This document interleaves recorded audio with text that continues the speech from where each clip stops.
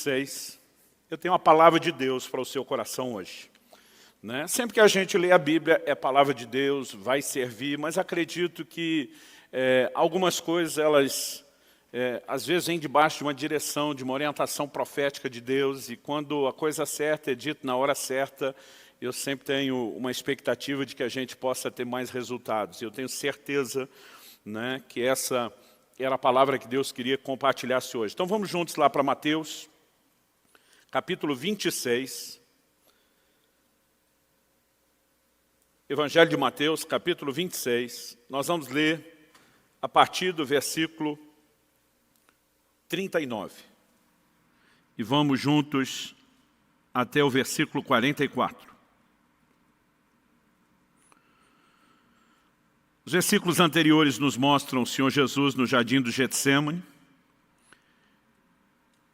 Ele anuncia aos discípulos que ele vai tirar um tempo de oração e pede que eles aguardem um lugar enquanto ele se distancia um pouco para orar. Mas a Bíblia diz que ele leva Pedro, Tiago e João consigo por conta de estar sentindo tristeza e angústia. E ele abertamente diz para eles, verso 38 narra isso, que a alma dele estava profundamente triste até a morte. Então ele pede que fiquem com ele, que vigiem com ele. E a partir desse contexto nós temos aí o versículo 39 em diante. O texto sagrado diz, adiantando-se um pouco, prostrou-se sobre o seu rosto, orando e dizendo, meu Pai, se é possível que passe de mim esse cálice. Contudo, não seja como eu quero, e sim como tu queres. E voltando para os discípulos, achou-os dormindo. E disse a Pedro, então nem uma hora vocês puderam vigiar comigo? Vigiem e orem para que não caiam em tentação. O espírito, na verdade, está pronto, mas a carne é fraca. Verso 42, retirando-se pela segunda vez, orou de novo, dizendo, meu Pai, se não é possível que esse cálice passe de mim sem que eu beba, faça-se a tua vontade. E voltando-se, achou-os outra vez dormindo, porque os olhos deles estavam pesados. Deixando-os novamente, foi orar pela terceira vez, repetindo as mesmas palavras. Meu Deus, nós clamamos graça e favor do Senhor, a ação do Teu Espírito, o Espírito da verdade.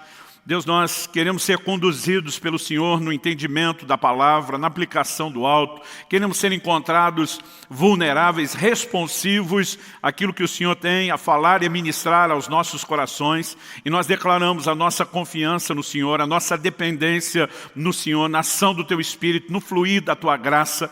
E oramos que de fato aquilo que o Senhor tem planejado fazer no coração de cada um, dos que estão conosco, dos que nos acompanham pela internet, ao vivo, ou mesmo posteriormente, com uma palavra gravada, nós oramos que esse momento em que ouvem a Tua palavra, que sejam tocados pelo Senhor e que o Teu propósito se cumpra em nome de Jesus. Amém.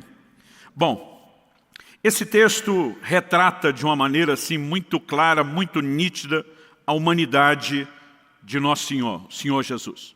É importante que você entenda, o livro de Filipenses nos diz lá no capítulo 2, que Cristo, subsistindo na forma de Deus, não teve o ser igual a Deus, algo ao qual ele deveria se aferrar, se prender. A Bíblia diz, mas ele esvaziou-se a si mesmo.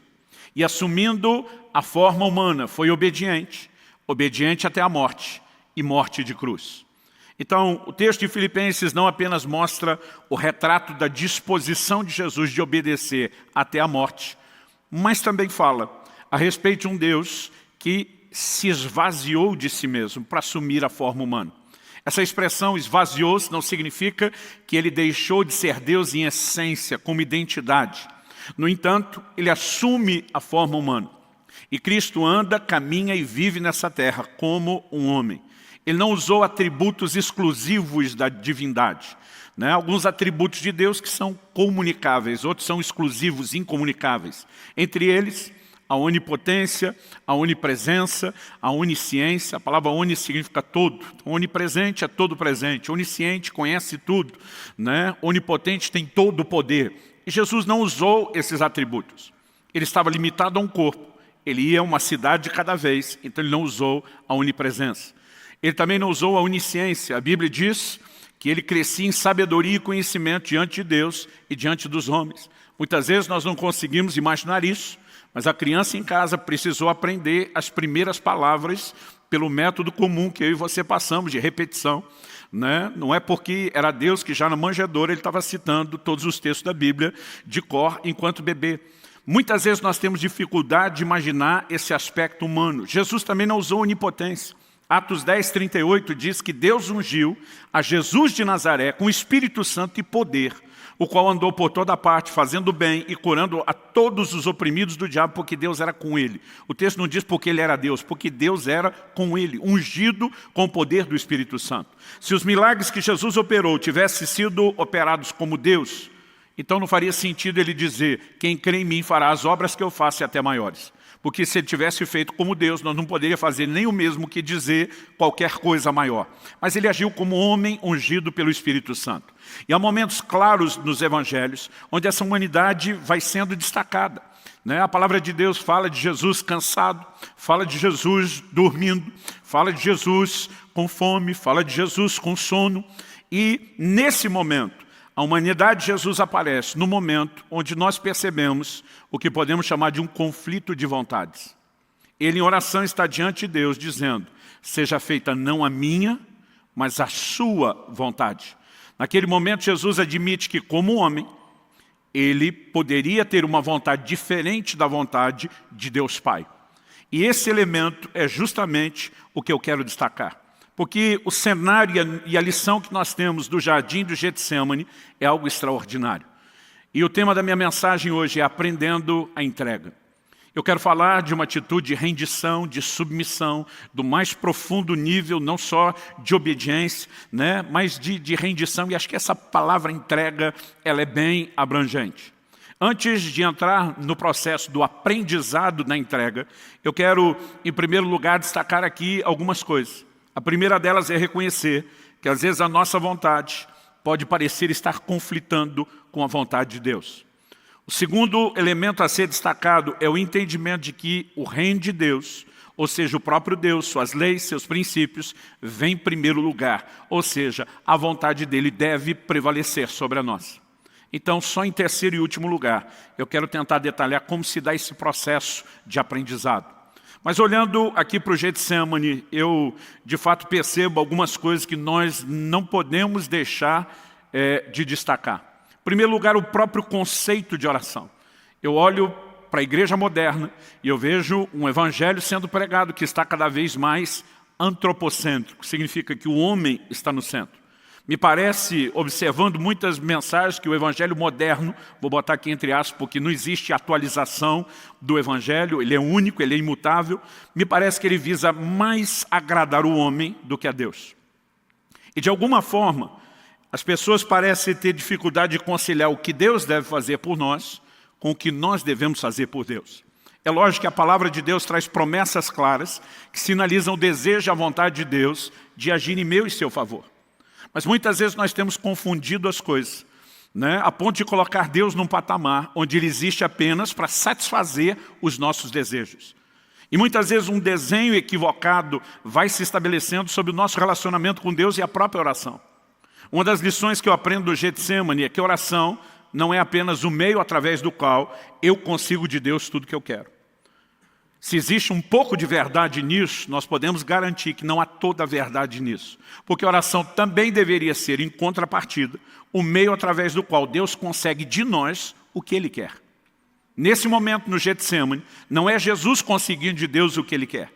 O cenário que nós temos, mesmo Ele repetindo a mesma oração por 3 vezes, se tiver um plano B, quando Ele diz, se possível, passa de mim esse cálice, a expressão cálice na Bíblia, ela normalmente fala da ira de Deus. Darei a beber, desde os profetas do Velho Testamento até o Apocalipse, darei a beber do cálice da minha ira. Normalmente essa expressão indica sofrimento. Então Jesus está dizendo como homem, se tiver um jeito de evitar a cruz e o que me aguarda, passa de mim esse cálice. A Bíblia diz que a agonia de Jesus no Getsemane foi tamanho. Normalmente a gente concentra só o fato de ele estar entristecido e como um homem angustiado. Mas o Evangelho de Lucas menciona o fato de que ele agonizou de tal maneira que suou gotas de sangue. Não era apenas a tensão de um horrível, terrível, né, sofrimento aguardado na cruz. A crucificação não era só uma forma de execução, mas era uma execução que tinha, primeiramente, uma tortura. Era uma morte lenta, dolorosa, além de tremendamente vergonhosa. Mas eu acredito que o que aflige Jesus não é o aspecto físico. Ele estava na iminência de carregar os pecados do mundo todo, de todas as gerações, de todos os tempos, de todas as épocas.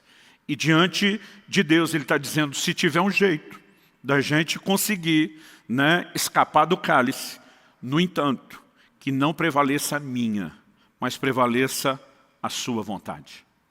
A palavra de Deus, ao destacar Jesus não apenas deixando a forma divina, mas assumindo a forma humana, ainda fala dele na condição de homem, indo ao mais profundo nível de entrega e obediência. E Cristo, que é o nosso modelo e referência, até porque o texto que eu citei de Filipenses 2 começa dizendo, tende em vós o mesmo sentimento que houve em Cristo Jesus. Deus espera que esse padrão de Cristo seja imitado por mim e por você. Então, numa época onde se parece falar mais do que Deus tem que fazer pelo homem e muito pouco do que o homem tem que fazer por Deus, eu quero contrabalancear e falar um pouquinho da nossa responsabilidade para com Deus. Então, em primeiro lugar, eu vou destacar aqui primeiro esse conflito de vontades. Embora a lição do Getsemane seja sobre a rendição final de Jesus, ela nos mostra inicialmente um conflito de vontade. Se eu puder, eu gostaria de escapar. É lógico que a sua vontade é que precisa estabelecer-se.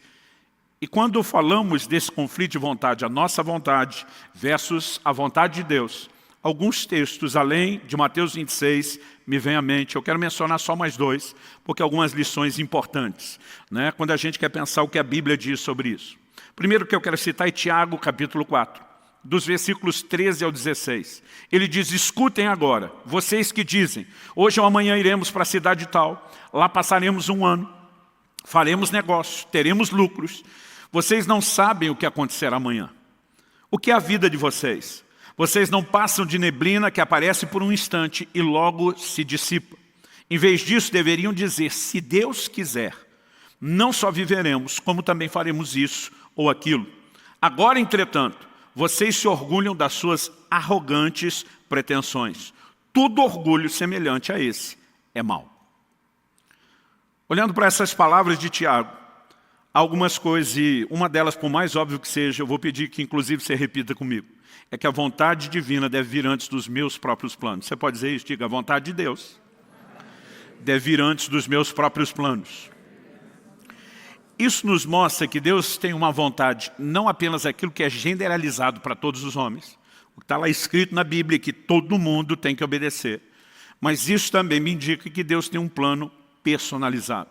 Até mesmo o lugar onde eu, você, cada um de nós vai morar. São decisões que não deveriam ser tomadas sem que se declarassem, se Deus quiser. Os antigos repetiam muito mais essa frase do que a geração atual. Eu me lembro, né, olhando para os meus pais, para os amigos dos meus pais, que raramente terminavam qualquer conversa ou cogitação de se planejar qualquer coisa, sem que alguém dissesse, se Deus quiser. Hoje em dia é quase como se a gente dissesse para Deus, eu já decidi que eu quero, o Senhor é que se esforce para me abençoar. Aliás, tem muita gente tentando andar nesse trilho. Gente que toma suas decisões, não ora, não consulta, não busca Deus, e depois simplesmente chega e diz, pastor, ora por mim para Deus abençoar o que eu já decidi. Não é desse jeito que eles falam, mas é exatamente a forma como fazem. Então, nós precisamos reconhecer que a vontade de Deus deve vir antes dos nossos próprios planos. Há uma vontade personalizada que precisa ser buscada em oração. O texto não está dizendo que eu e você não podemos fazer planos. Há outros textos que até garantem isso, que a gente deveria ter planos. Mas que eu e você devemos depender de Deus para que eles se cumpram ou não. A questão não é ter ou não ter planos. É quando muitas vezes nos nossos planos nós deixamos Deus de fora e deixamos de dar a Ele a palavra final. Ele também destaca que isso é uma atitude, né, que ele classifica como arrogante pretensão. E ele diz um orgulho semelhante a esse é mau. Né? Qual é o orgulho? Achar que eu estou, ou que eu posso estar, no controle da minha vida, em vez de deixar isso nas mãos de Deus. Em último lugar, né, me chama a atenção o fato de que Deus não está necessariamente dizendo para qual cidade nós vamos. Mas Ele está dizendo que quando eu e você temos o discurso de declarar, se o Senhor quiser, numa atitude de submissão, isso permite que Ele, mesmo muitas vezes não revelando onde nos quer, possa nos conduzir para o lugar que Ele quer, possa intervir na nossa vida. Um outro texto que me chama a atenção quando eu falo desse conflito de vontades é Provérbios 16, de 1 a 3. O texto sagrado diz assim, vou ler um versículo cada vez e comentar aqui. O coração do ser humano pode fazer planos, mas a resposta certa vem dos lábios do Senhor. Então, em primeiro lugar, não é errado fazer planos. Errado é querer ter a palavra final, quando ela deveria vir da parte do Senhor. Verso 2 de Provérbios 16 diz, todos os caminhos de uma pessoa são puros aos seus próprios olhos, mas o Senhor sonda o espírito. Outra tradução diz que Ele pesa os espíritos ou as motivações. Falamos semana passada que o termo pesar na Bíblia fala de Deus medir, procurar o equilíbrio comparado ao seu próprio padrão. Um dia alguém falou, pastor, como que Deus pesa o espírito se ele não é matéria e não tem peso? Eu falei, querido, você está procurando o peso literal, quando nem a balança é literal. Né? Quando a Bíblia diz que Deus sonda a motivação, o espírito, e algumas traduções optaram por motivação, é porque muitas vezes nós podemos até escolher fazer coisas certas, mas com a motivação errada. Outro dia alguém disse, pastor, é errado eu queria ser um pregador da palavra, assim, abençoar muita gente. Eu olhei para esse irmão e falei, depende. Ele falou, como depende? Eu falei, o que você quer parece legítimo. A pergunta que você deve fazer diante de Deus é, por que você quer isso? Você tem um chamado de Deus e precisa ser fiel a Ele? Você tem de fato um coração que quer servir as pessoas? Ou você está olhando para isso como se fosse um lugar onde você busque reconhecimento e projeção? Porque muitas vezes o erro não está apenas naquilo que fazemos. Tem muita gente tentando não fazer a coisa errada, mas fazendo a coisa certa do jeito errado. Então a Bíblia diz que há momentos onde eu e você não conseguimos discernir. Quando o texto diz que todas as coisas são puras aos nossos olhos, muitas vezes nós tomamos decisões sem sequer imaginar qual pode ser o desfecho. Gente que entra numa escolha com uma decisão de um casamento para passar o resto de uma vida sem imaginar quais podem ser os futuros desdobramentos. Gente que toma decisões na área profissional, no ministério, em qualquer que seja, e muitas vezes essa coisa de tudo é puro, não é só porque há ingenuidade, mas nós não temos a capacidade de antever o futuro que está lá na frente. Então precisamos depender daquele que conhece o caminho, que já trilhou bem. O verso 3 de Provérbios 16 diz, entregue suas obras ao Senhor, e o que você tem planejado se realizará. Em outras palavras, Deus está dizendo, não é que eu quero abortar ou avacalhar seus planos. Mas se você me colocar à frente, até boa parte daquilo que você planejou, pode ter a garantia de eu te conduzir da forma correta a esse lugar. Fato é que nós precisamos entender a importância de viver nesse lugar. Então, Deus deixa o homem planejar, embora ele espera ter a palavra final. Ele pesa as motivações, porque muitas vezes nós estamos tentando só avaliar o que será feito, mas Ele também vai agir através da entrega. Tem um episódio muito interessante no meu relacionamento com Israel, meu filho. Quando ele chegou à fase da adolescência, eu estava tentando ensiná-lo a importância de fazer escolhas, de fazer as avaliações, tentando treiná-lo, prepará-lo para a vida, que é cheia de escolhas. E ele me trouxe uma situação, falou, pai, estou muito indeciso se eu faço isso ou aquilo. Eu falei, filho, o que você quer fazer? Eu falei, pai, como assim? Eu vim perguntar para você. Eu falei, agora estou te perguntando de volta. O que você gostaria? O que você quer escolher? E por que você escolheria? Ele parou, pensou um pouco, depois ele olhou para mim e falou, não, pai. Eu que vou reformular a pergunta. Pai, o que você quer que eu queira? E aquilo me incomodou. Eu falei, não, filho, eu estou justamente tentando te ensinar que você tem que fazer as suas escolhas. Eu não posso viver escolhendo por você. Ele falou, pai, eu sei disso. Mas ele falou, não sou bobo. O senhor já fez algumas dessas escolhas, talvez até errado, já aprendeu com elas. O senhor já transitou por alguns desses caminhos. E por que eu tenho que ficar arriscando se eu posso recorrer a uma fonte como o senhor e confiar em você? Eu olhei para ele e falei, você não é bobo mesmo. Sabe, querido, muitas vezes, e muitas vezes mesmo orando, Eu lembro daquela frase do Israel e eu digo para Deus, o que o Senhor quer que eu queira? O Senhor me deu livre-arbítrio, o Senhor me deu direito de escolha. Isso não significa que eu preciso ignorar os seus conselhos ou deixar de buscar a sua vontade. Quem está entendendo, diga amém. Não é apenas em momentos onde há conflito, em momentos onde nós nem conhecemos. Bom, vamos pular a etapa do conflito de vontades e dizer por que não podemos deixar o conflito de vontades acontecer. E por que a semelhança de Cristo, precisamos dizer, apesar de honestamente ser essa a minha vontade, eu me submeto à tua e oro para que a tua vontade seja feita. Há uma premissa que deve reger todo o nosso relacionamento com Deus, é que o próprio Deus e o seu reino precisa vir em primeiro lugar. Vou esperar que pelo menos um dissesse um amém aí.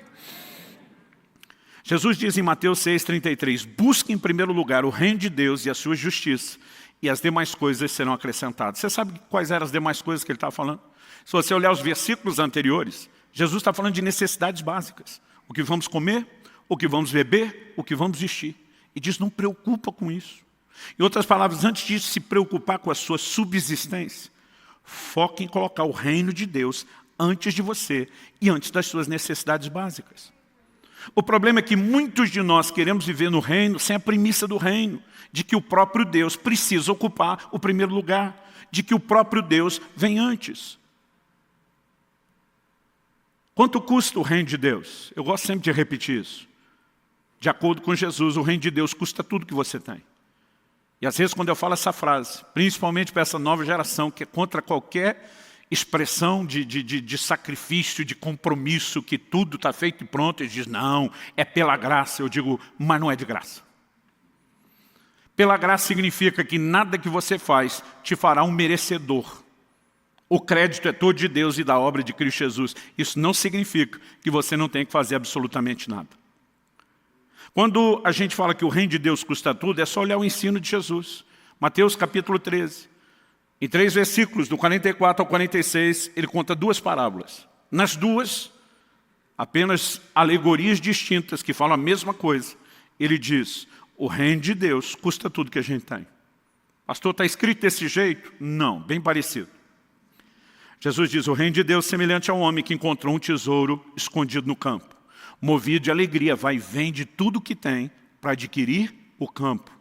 A figura é de que o campo com tesouro representa o reino. Quanto custa o reino? Tudo que tem.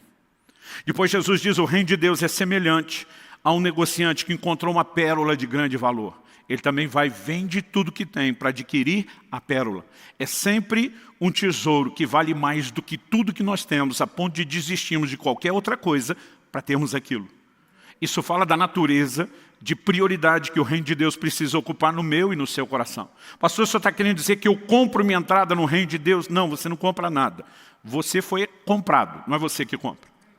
A Bíblia diz que Deus em Cristo Jesus realizou uma obra de redenção, de resgate, ou seja, Ele nos comprou pelo seu sangue. Então não é a gente que compra, nós somos comprados. Mas pastor, se eu fui comprado já, por que é que custa o que eu tenho? Porque se você não reconhecer a legitimidade do ato de compra que Jesus realizou na cruz, você não tem direito ao benefício da compra. E como que você reconhece isso? Romanos capítulo 10 diz, lá nos versos 9 e 10, se no teu coração creres que Deus ressuscitou a Jesus dentre os mortos, e com a tua boca confessares a Jesus como Senhor, será salvo. Agora, interessante que a Bíblia diz que a gente tem que confessar Jesus Senhor. E a igreja contemporânea mudou isso. Não tem que confessar Jesus Salvador. Você não vai achar isso na Bíblia. Mas Jesus não é Salvador? É. A Bíblia diz que você confessa Ele Senhor, você vai ser salvo. Se Ele salva, Ele é Salvador. Mas Salvador não é o objeto da confissão. O objeto da confissão é a palavra Senhor. Essa palavra no original grego, ela tem um significado que nem de longe na língua portuguesa ou na cultura moderna atual, eu e você conseguimos arranhar. Ela, na verdade, era a palavra que um escravo usava para se dirigir ao seu amo, ao seu dono, ao seu possuidor. Ou seja, o máximo que eu e você temos na nossa cultura é mera e simplesmente o filho, talvez dizendo para o pai de uma forma respeitosa, sim senhor, ou alguém dentro da cadeia de comando, com uma patente militar mais alta, batendo continência, dizendo sim senhor, muito mais um tom de respeito ou de uma suave submissão. Essa palavra, curios, no original grego, como eu disse, era usada somente a alguém que possuía, que era dono da pessoa. Então, o que a Bíblia está dizendo, que traz salvação para mim e para você, não é apenas reconhecer o sacrifício, a morte e a ressurreição de Jesus. Isso a gente crê, mas é confessá-lo Senhor. Ao confessá-lo Senhor, nós estamos dizendo, todo o controle da minha vida passou às suas mãos no dia que você me comprou pelo sacrifício da cruz.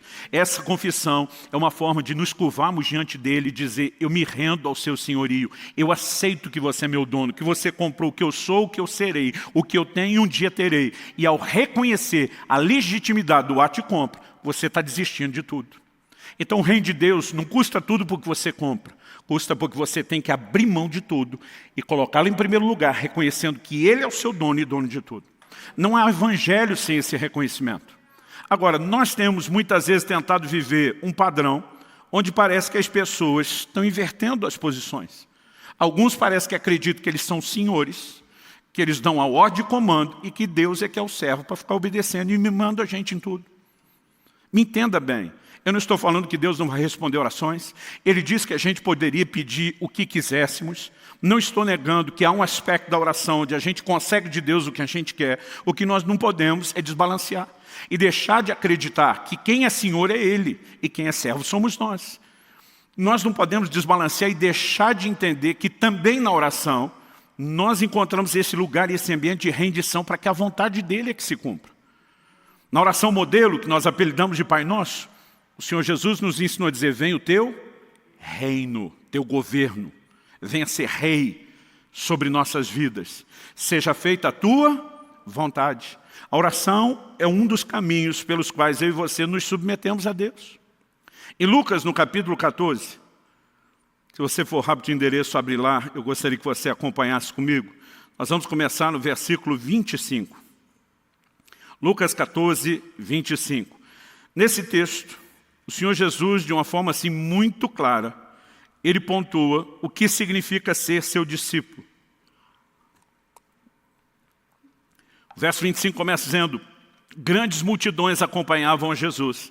E ele, voltando-se, lhes disse. Antes de falar do que ele disse, deixa eu fazer uma observação. Quando você estiver lendo os evangelhos e perceber que a Bíblia destaca que tem muita gente, grandes multidões, você vai perceber que de forma recorrente Jesus para e diz, deixa eu explicar para vocês como que a coisa funciona. É quase como se ele dissesse, pelo tanto de gente aqui, eu acho que vocês não entenderam.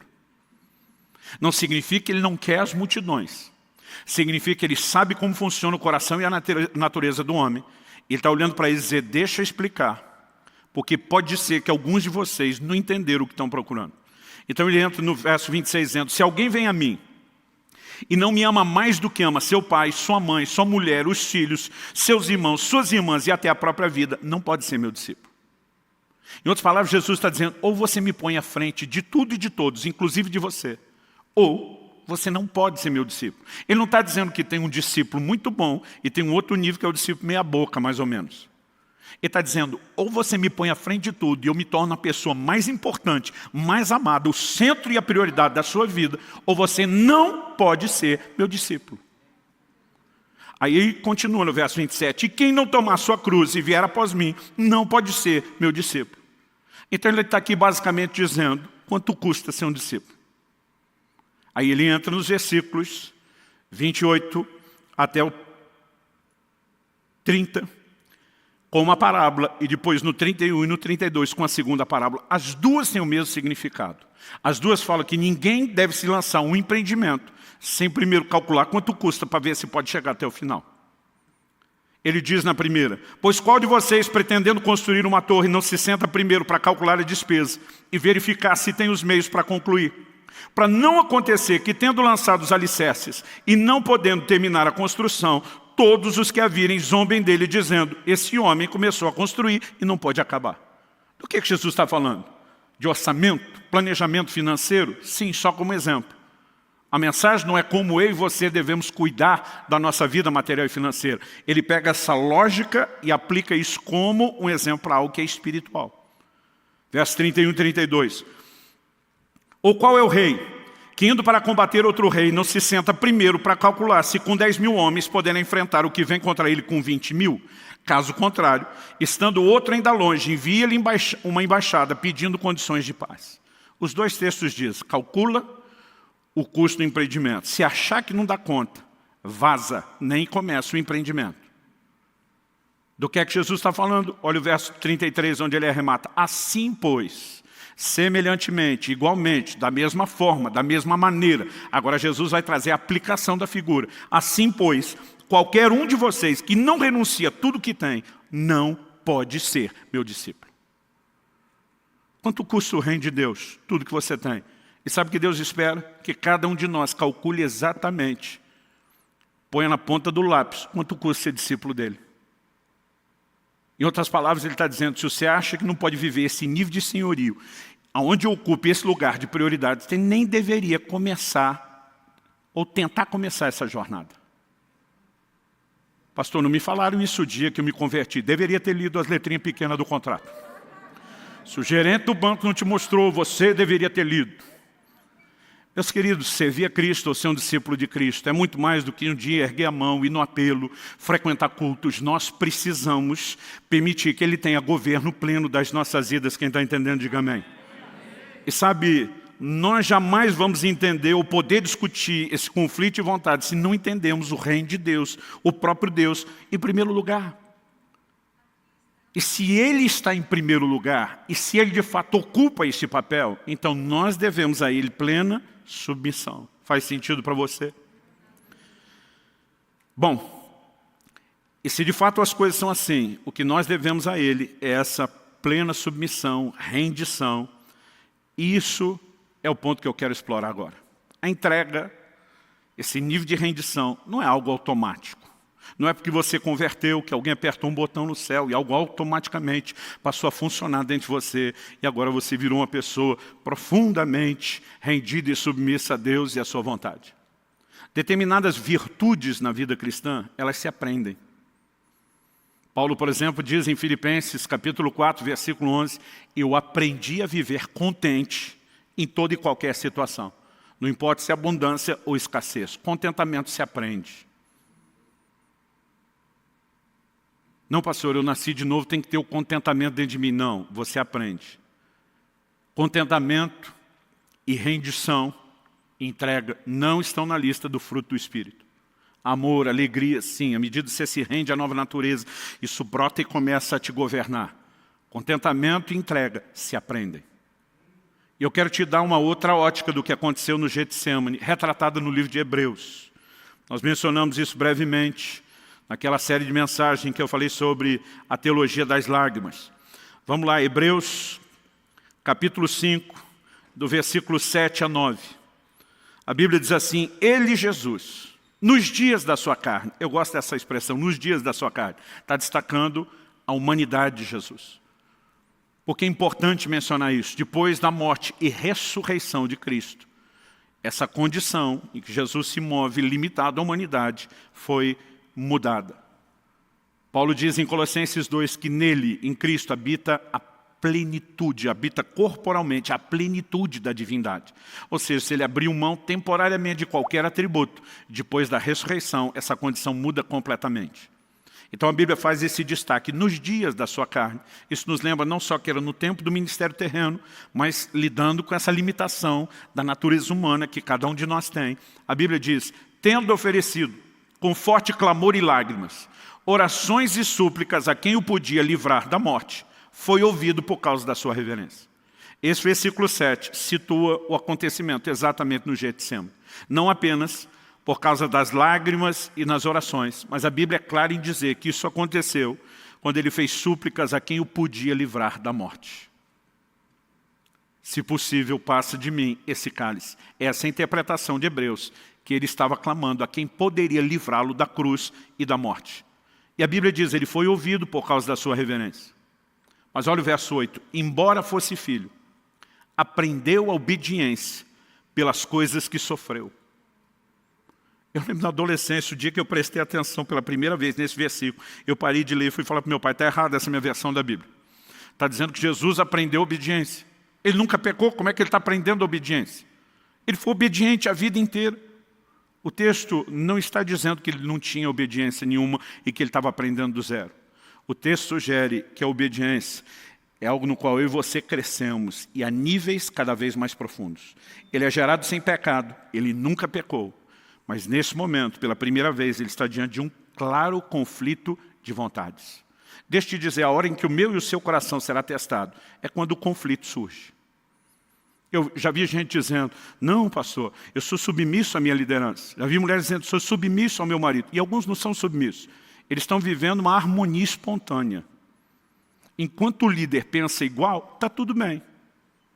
É na hora que houver um conflito de vontades que nós vamos descobrir onde é que está o coração. Porque tem gente que não é que ele está se submetendo, ele concorda, então ele aceita. A submissão é quando você descobre o desejo de ir em outra direção. E agora você tem que abrir mão e se render a quem está numa posição diferente da sua. Nesse momento, pela primeira vez, Jesus está diante de um dilema da grande missão da vida dele que ele veio cumprir. É por isso que o texto de Filipenses diz, foi obediente até a morte. Ou seja, ele não obedeceu apenas mandamentos, ele tinha que obedecer o comissionamento pleno, a missão de ir à cruz por mim e por você. Só que a Bíblia está dizendo que ele aprendeu obediência pelas coisas que sofreu. Que sofrimento é esse?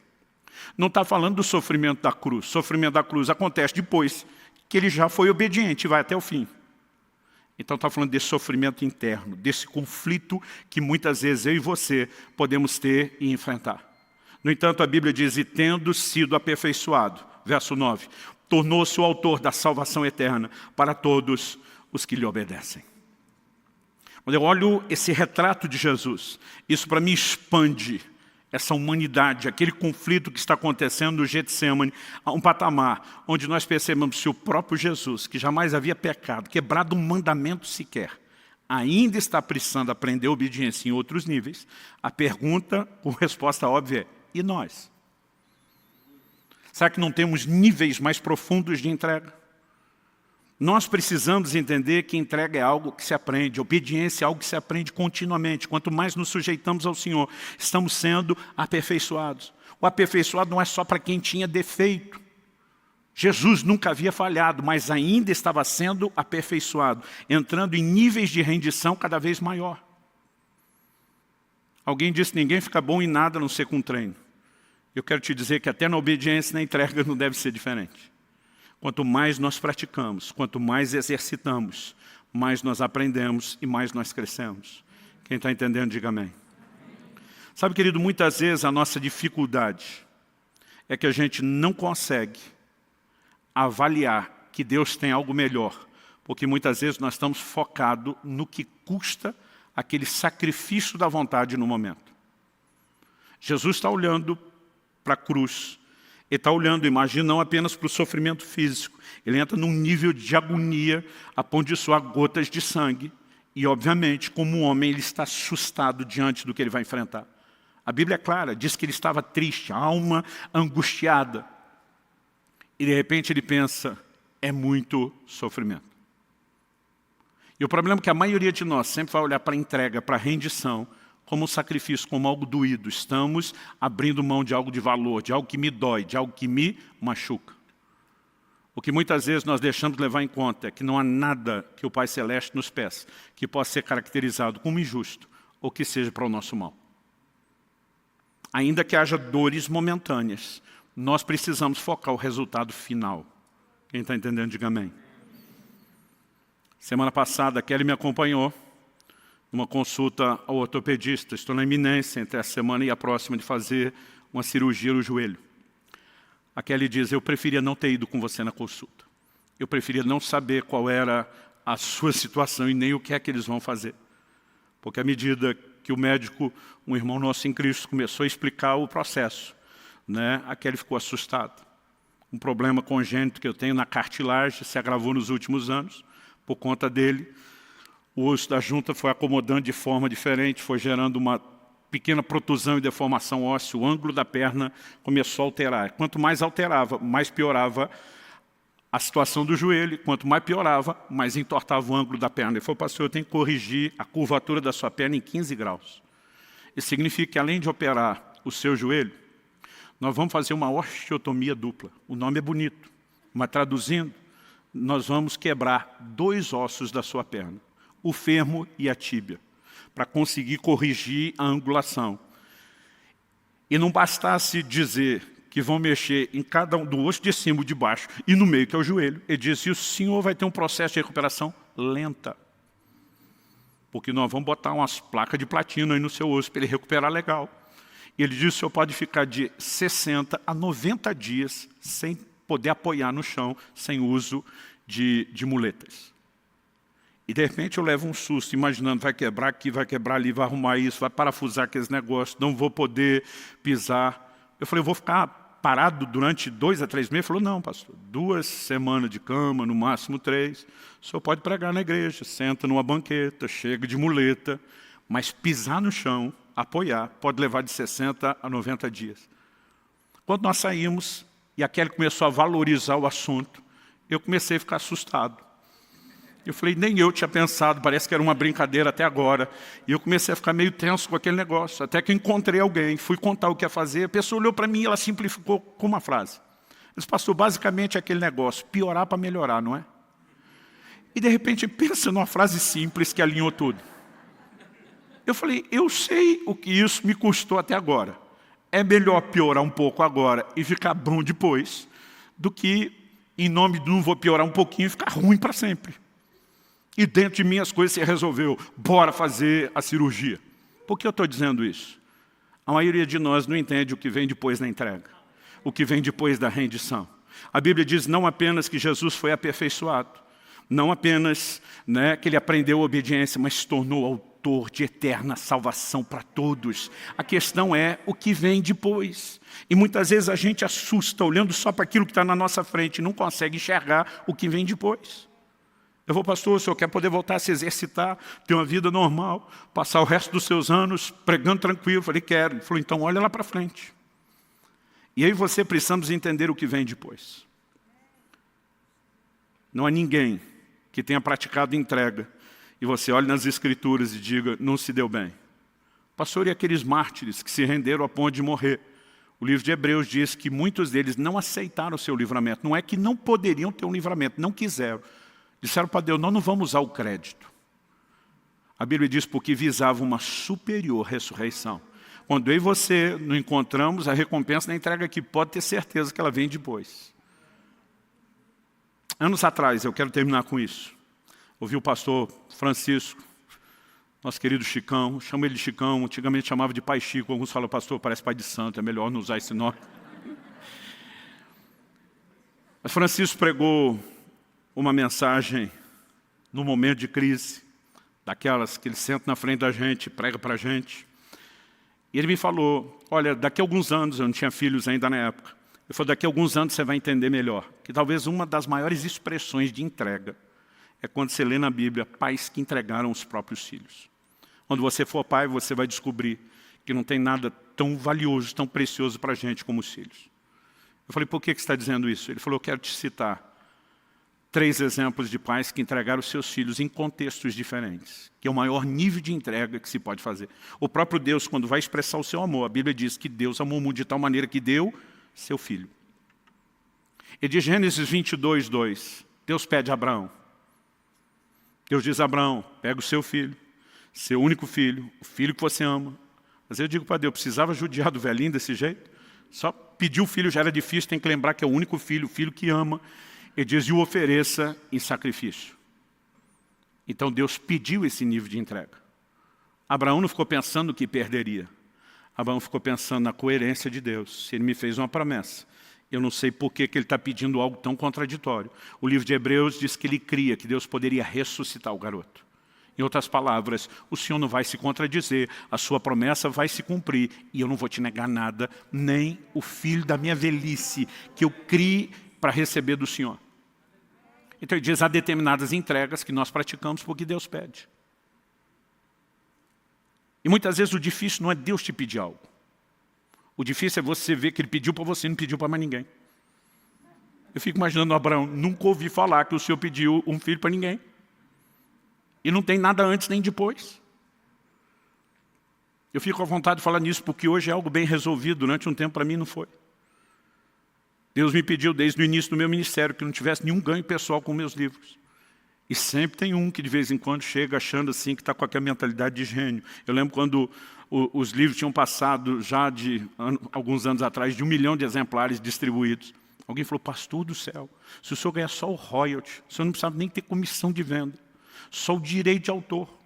Ainda mais se fosse o internacional, que é $1 por livro. O dólar nem estava tão alto na época. Mas ele olhou para mim e falou, o senhor seria milionário. Eu falei, o diabo me fez a mesma conta outro dia. Falei, o que é isso, pastor? O senhor está querendo dizer que o diabo me mandou? Eu falei, não, só que vocês pensam parecido. Aí eu olhei para ele e falei, querido, você acha que eu já não fiz essa conta? Agora, sabe qual é o nosso erro? Um dia eu até estava falando para Deus, eu falei, Senhor,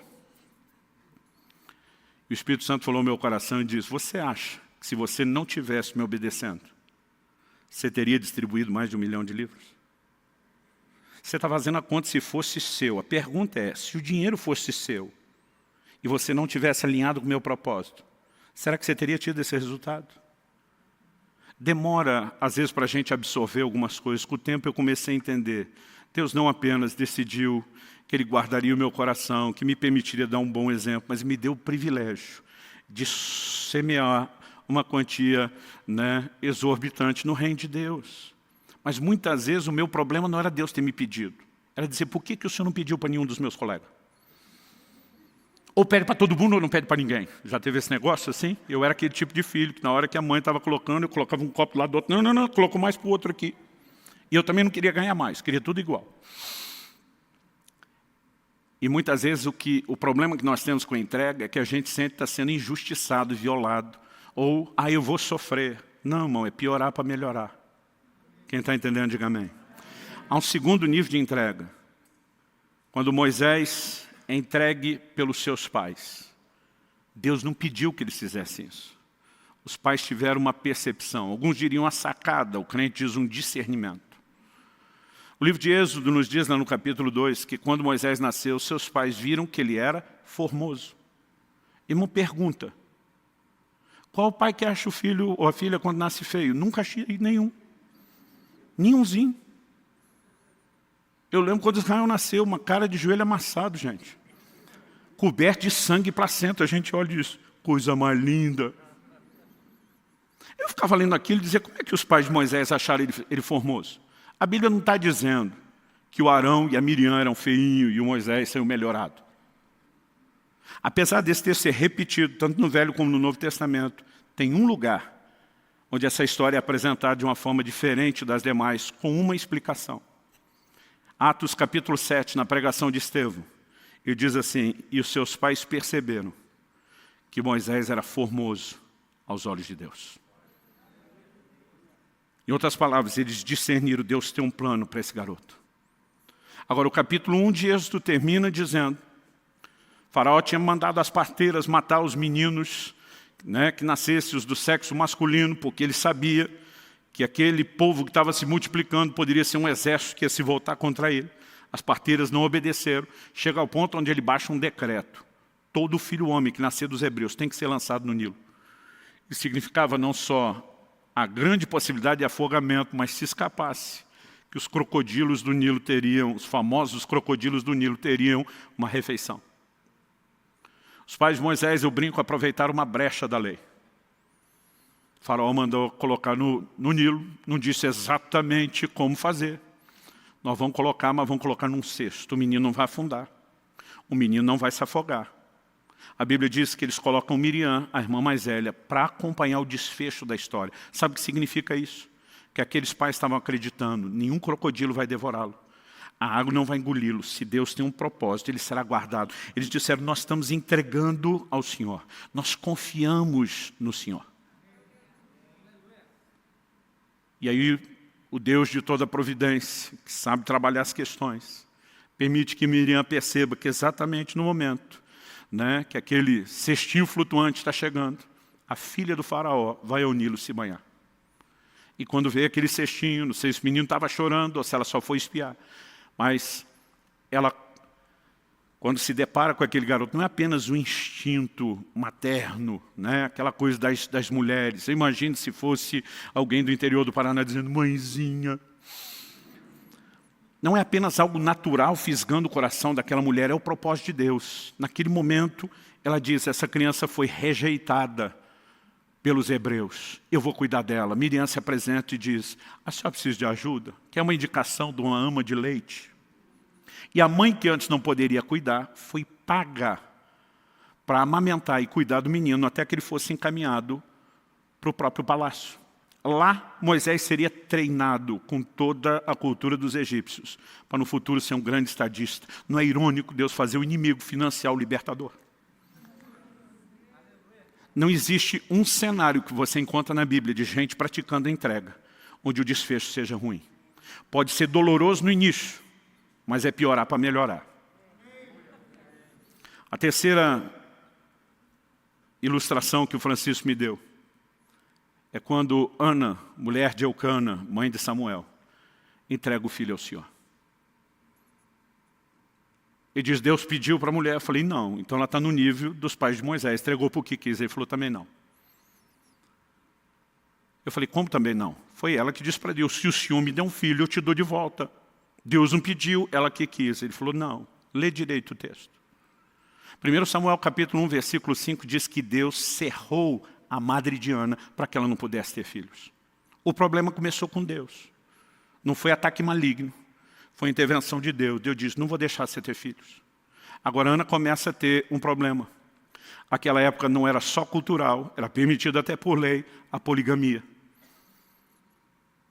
E Eucana, o marido de Ana, tem uma outra mulher, Penina, que era aquela rival, nível profissional para praticar o bullying. A mulher era uma procriadora de mão cheia. Tinha dado uma penca de filho para o marido.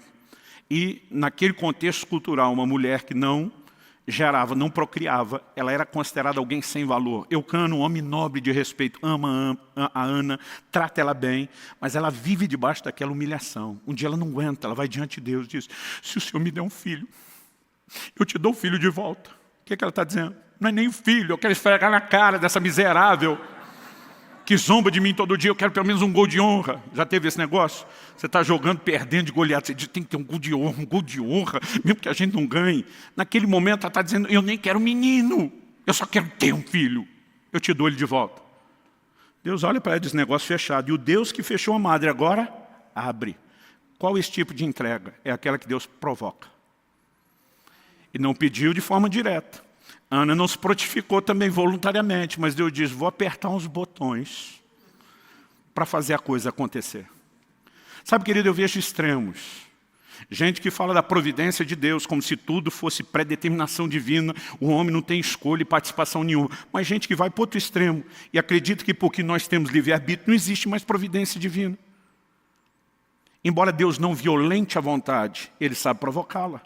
Quando a Bíblia diz em Romanos 2 que a bondade de Deus conduz ao arrependimento, Deus vai mexendo em circunstâncias à nossa volta, tentando fazer com que decisões sejam avaliadas. Quando você olha a história do filho pródigo, é alguém que depois que perdeu tudo, caiu em si. E de repente ele repensa, o que é que eu estou fazendo? E ele tem a chance de tomar a decisão correta. E eu quero te dizer que há situações onde Deus vai provocar determinados níveis de entrega. Nos dias de Jonas, Nínive, capital da Síria, estava para ser destruído. Eles eram considerados homens terríveis, cruéis.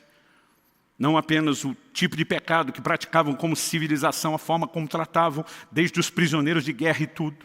E Deus diz, Jonas, vai pregar para Nínive que se arrependa. Se eles não se arrependerem, eu vou destruir. Jonas diz, agora eu não vou. O que eu quero é que o Senhor destrua.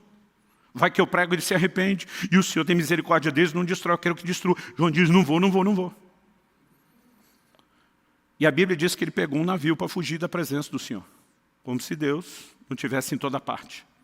Eu acredito que esse fugir não era só de onde Deus está, mas é da possibilidade de chegar logo e dizer, eu vou é para o lado de lá. A Bíblia diz que uma grande tempestade atinge o navio. Cada um daqueles homens começa a clamar os seus falsos e pseudos deuses, nada resolve. Alguém olha para o João e diz, por que é que você não está clamando ao seu? Nós estamos atirando para todo lado, tentando de tudo para resolver. Ele diz, na verdade o problema sou eu. Eu estou fugindo da presença de Deus, a treta é comigo. Vocês deram azar de pegar o mesmo navio que eu. Ele fala para os caras, só tem um jeito de resolver, me joga na água. Esse me joga na água, sabe o que ele está dizendo? Me matem. Basicamente ele está dizendo, eu não posso fazer isso. Eu mesmo não vou pular, mas se vocês me matar, vocês se salvam. Legítima defesa, vai aí, gente. Jonas está dizendo para Deus, eu morro, mas não faço o que o Senhor quer. A turma hesita, tenta, quando vê que não dá, joga ele para a água. Quando jogaram ele para a água, a tempestade cessou. A Bíblia diz que eles temeram, adoraram ao Senhor. Mas quando Jonas cai na água, Deus diz, é ruim que eu vou deixar você morrer. E a Bíblia diz que Deus mandou um grande peixe. Lugar nenhum da Bíblia está escrito baleia, só um grande peixe. Aliás, acredita-se, pelo menos do que nós conhecemos em séculos recentes e se avalia, que o único peixe que teria essa condição de engolir alguém inteiro é o cachalote. Há relatos de gente que foi encontrada inteira, apesar de morta, dentro de um cachalote, né, que foi pescado. E há relatos de gente encontrada viva ainda dentro do peixe. Mas, irmão, você consegue imaginar o cenário? 3 dias. Você faz 3 dias de jejum, no conforto da sua cama é terrível. Agora, no ventre de um peixe. Na oração de Jonas, ele disse que ele estava enrolado nas algas. Eu fico tentando imaginar a situação lá dentro. Eu fico tentando imaginar o que é ter sido engolido, qual foi o processo. Segundo, o que é estar lá dentro. Terceiro, para mim, eu não sei se é a melhor parte ou a pior, que é sair. A Bíblia diz que o peixe vomitou. Eu nem sabia que peixe vomitava. Mas Deus diz, não vou nem deixar você morrer. Daqui a pouco Jonas está lá e diz para Deus, tá bom, eu cedo. Vou pregar Nínive. Sai um pouco emburrado, mas já está praticando entrega. Existem determinados níveis de entrega que Deus sabe como provocar. E não importa o formato. Em cada um deles tem coisas na minha vida que Deus diz, eu vou te pedir. Tem coisas que eu olhei para Deus e falei, essa eu vou fazer para o Senhor porque eu quero. E eu olho momentos onde eu vi Deus pressionando as circunstâncias de tal forma que eu falei, Ele está provocando a entrega. Seja qual for o formato. Eu e você não deveríamos olhar para a dor do momento ou sacrifício do momento. Deveríamos pensar, é piorar para melhorar. Haverá um dia onde eu e você vamos estar diante de Deus. E naquele dia nós vamos olhar para trás, para todo sacrifício, para toda rendição, para toda entrega. E nós não vamos olhar para trás com nenhum tipo de arrependimento ou remorso. Eu creio que dentro de nós vai brotar algo que vai produzir um sorriso de satisfação no rosto. E nós vamos poder dizer, valeu a pena.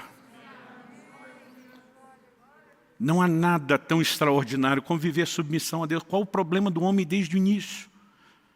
Deus diz, não come dessa árvore. Tinha 2 árvores espirituais, mas Deus diz, dessa não come, e o resto pode. A serpente chega e diz, é verdade que ele vedou a árvore? O foco nunca está, é verdade que ele deu todo o resto? É verdade que é dessa forma? Todo o problema do homem começa quando ele tenta ser independente de Deus, cultivar sua própria vontade e escolha. O único remédio para a humanidade é a plena sujeição e submissão ao Senhor. 1 de Pedro, capítulo 1, verso 2, a Bíblia diz que nós somos eleitos, não apenas para a santificação do Espírito, não apenas para a aspersão do sangue, mas a Bíblia diz para a obediência. Não existe um cristianismo destituído de obediência, de rendição ou de entrega. E se eu e você tentarmos viver qualquer coisa distinta disso, não é o Evangelho. Eu sei que eu estou falando aqui de algo, como eu falei, de aprendizado. O próprio Jesus começou o ministério, diz a Bíblia, aos 30 anos. Ele tem pelo menos 3 Páscoas. Alguns acreditam em 4 Páscoas. Né? Eu particularmente estou nesse time, o que daria mais ou menos uns 3 anos e meio de ministério.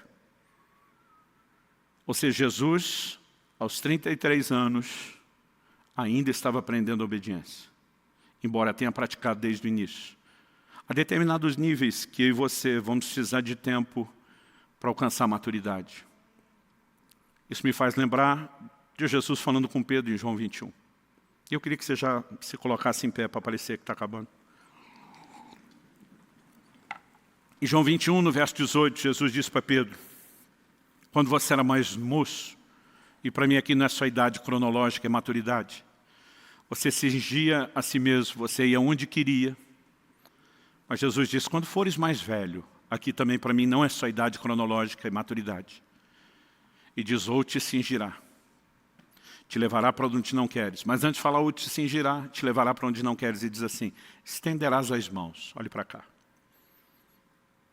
O verso 19 explica que esse estender as mãos era, disse isso para significar com que tipo de morte Pedro haveria de glorificar a Deus. Crucificação.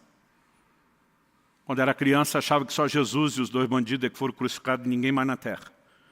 Demorou para eu descobrir, estudando história na escola, que o Império Romano crucificou incontáveis milhares de pessoas. Era uma das formas de execução precedida, né, por tortura mais comuns. Pedro tinha prometido para Jesus, por ti eu daria minha vida. Na primeira chance, ó, ele vaza, nega Jesus, e ele mostrou que não tinha maturidade para esse nível de entrega. Jesus está olhando para ele dizendo, Pedro, eu não estou olhando para a falha do passado, nem para a limitação do presente.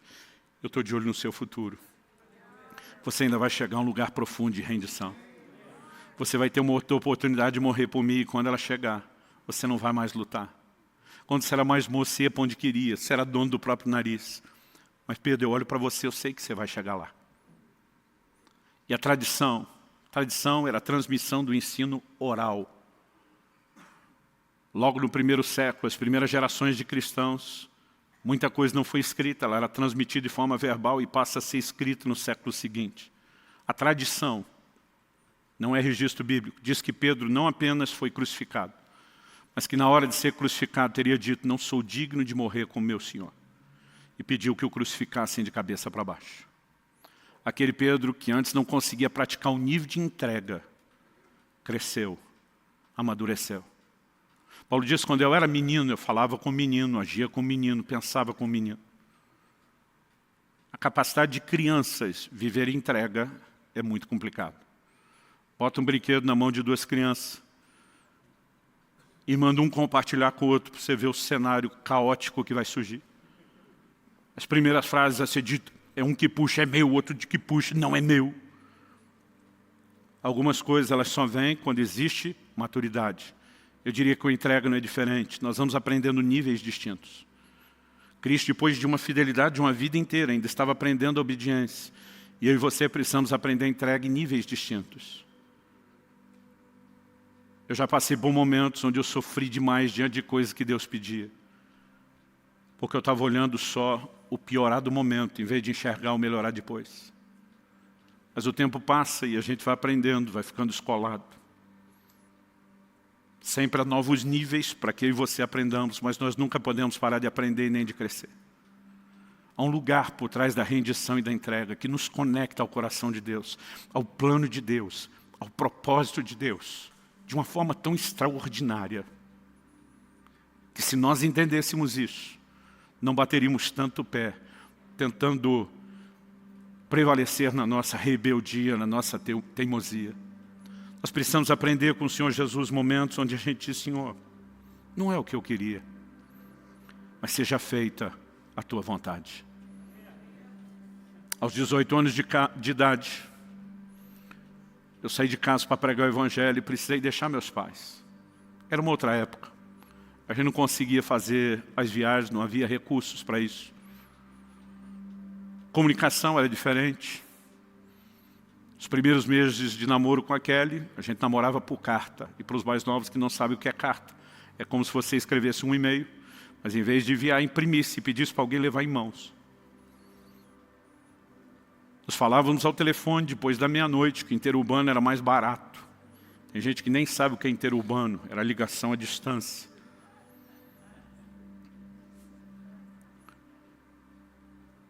Eu só consegui ter uma noção do que meus pais se dispuseram a fazer. Quando meu filho, ao completar 18 anos de idade, saiu de casa, e quando ele saiu, eu sabia pelo testemunho do Espírito Santo que ele não voltaria mais. Era dali para casar, de lá para o ministério e para servir a Deus.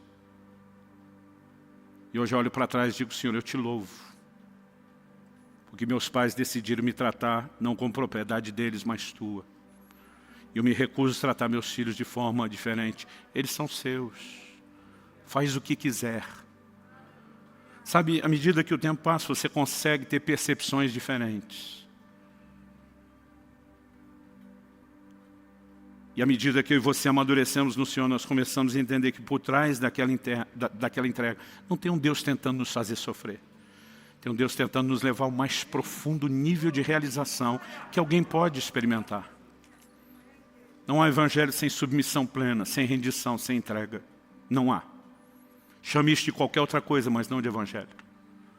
E nessa noite, eu gostaria, enquanto os músicos ministram, que nós tirássemos um tempo de oração, reafirmando o senhorio de Jesus sobre as nossas vidas. Talvez no dia que você se converteu, você não tinha entendido 10% disso. Mas hoje eu quero que você reafirme: Senhor, hoje eu entendo quanto custa a torre. E eu quero declarar que eu não apenas voltaria lá atrás para dizer sim de novo, eu te digo sim hoje, daqui para frente, eu quero viver nesse lugar de rendição. Mas enquanto a maioria de nós vai reafirmar o senhorio de Jesus, talvez haja aqueles que precisam entregar a sua vida a Cristo, ao controle pleno de Cristo pela primeira vez. O que você precisa não é apenas frequentar a igreja para as coisas melhorar, é deixar de ser o seu próprio dono e entregar o controle da sua vida nas mãos de Jesus, dizendo: você será o meu possuidor, o meu dono, e eu vou viver para te honrar. Isso é o Evangelho. Isso não apenas produzirá salvação eterna, mas mudará completamente o curso da nossa vida nessa terra. Talvez haja pessoas nesse auditório que precisam tomar essa decisão pela primeira vez, ou gente que se afastou e se desviou e precisa se reconciliar com Cristo. Talvez você que nos acompanha agora ao vivo, ou posteriormente, ouvindo essa mensagem gravada, você pode tomar essa decisão exatamente agora, nesse momento. Eu creio que o Espírito Santo está chamando várias pessoas de uma forma única e singular. E você sabe que essa coisa apertando você aí dentro, o discurso de um homem não poderia produzir. Isso é o próprio Deus te chamando, te convidando ao arrependimento, à entrega, à rendição. Então eu quero que a gente faça duas coisas.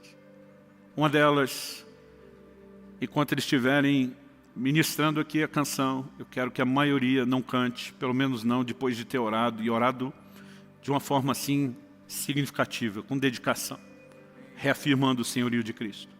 Mas a outra coisa que eu quero fazer é dar aos que estão aqui presentes, a quem nos acompanha, poder fazer isso à distância, a oportunidade de entregar pela primeira vez ou de devolver nas mãos do Senhor o controle da sua vida, se você um dia se afastou dele.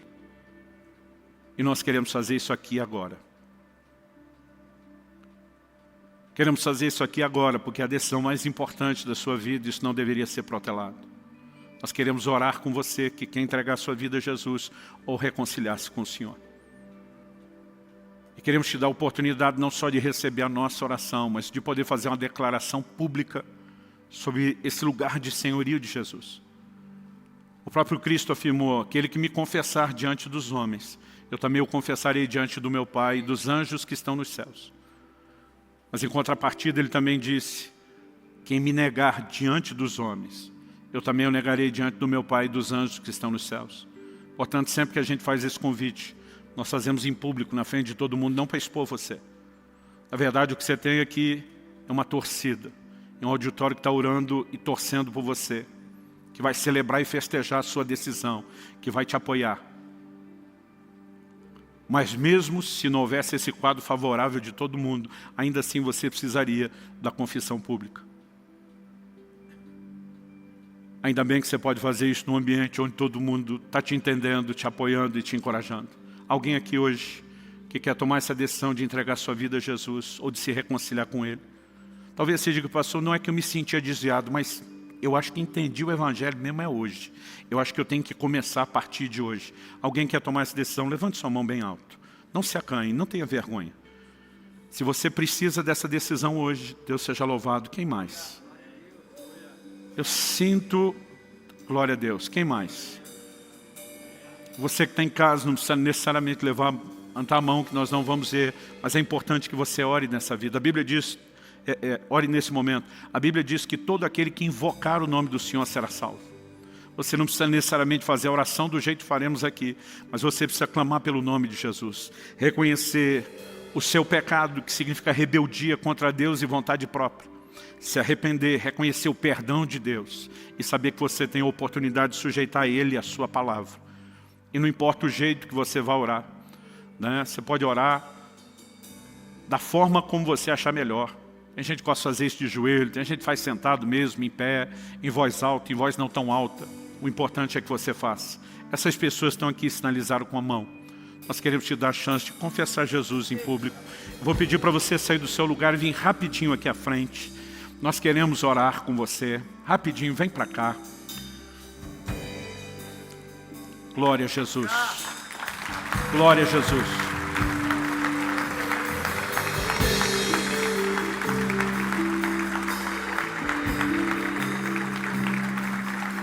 Há mais alguém? Mesmo se você não levantou a mão antes e tem algo apertando o seu coração, talvez você nem esteja entendendo. Outro dia alguém me disse: pastor, nem entendi direito o que você falou, mas algo me apertava dentro e dizia: vai lá, vai lá. E diz: eu estou aqui, eu quero fazer direito, eu quero começar. Se houver mais alguém, sai do seu lugar e venha.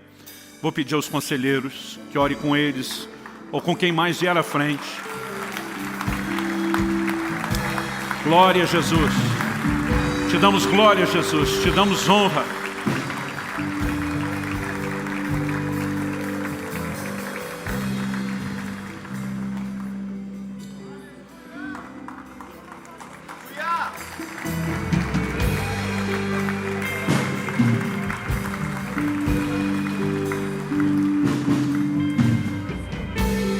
Quero pedir aos conselheiros que ajudem eles a confessar Jesus, a declarar isso.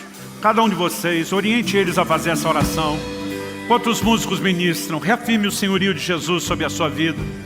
Talvez Deus esteja pedindo algo e seja a hora de você estabelecer um concerto com Deus. Talvez Deus não pediu, o seu coração está fervendo e você sente que precisa entregar algo. Talvez Deus esteja pressionando ou provocando você por meio das circunstâncias. Eu sei que além de reafirmar o senhorio, talvez esse seja um momento de alinhamento com Deus, com o propósito de Deus. Faça isso em nome de Jesus. Em nome de Jesus.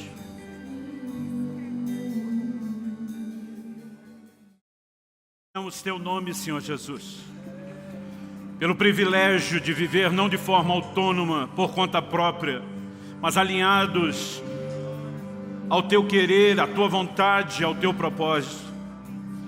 Nós clamamos, Senhor, a despeito de uma natureza carnal, naturalmente rebelde. Nós queremos viver sujeição e entrega em níveis cada vez mais profundos e de forma progressiva. Nessa noite não apenas reafirmamos teu senhorio sobre nossas vidas. Queremos de fato viver colocando o Senhor e o teu reino em primeiro lugar, levando a sério cada uma das tuas ordenanças que toca a todos nós, mas também atentos ao teu plano personalizado, aquilo que o Senhor deseja para cada um de nós. Suplicamos graça e favor sobre cada um. Oramos, ó Deus, que haja arrependimento, alinhamento, conserto, intensificação da entrega e da rendição, o que for necessário, não apenas aqui e agora, mas a partir desse momento, que mesmo depois de deixarmos esse auditório, esse lugar de reunião, que a graça do Senhor continue trabalhando em nós, que a Tua palavra continue frutificando e sendo aplicada e ministrada pelo Teu Espírito. E que possamos crescer de forma que Te glorifique e Te honre. Nós oramos e clamamos em nome do Senhor Jesus. Em nome do Senhor Jesus. Se você crê, concorde, diga amém. Se você recebe essa palavra, diga: eu recebo. Glória a Jesus. Glória a Jesus. Glória a Jesus.